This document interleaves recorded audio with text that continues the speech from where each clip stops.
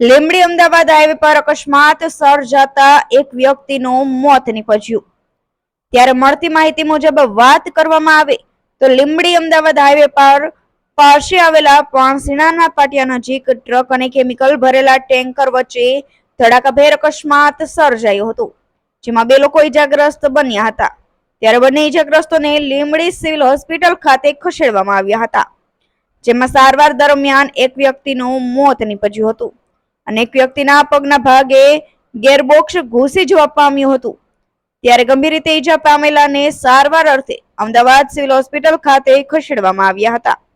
ત્યારે આ અકસ્માતના ઘટના સ્થળે પાણસીણા પોલીસ દોડી આવી હતી અને અકસ્માતનો ગુન્હો નોંધી વધુ તપાસ હાથ ધરી છે। ત્યારે અમદાવાદ રાજકોટ હાઈવે પર અકસ્માતનો સિલસિલો યથાવત જોવા મળી રહ્યો છે।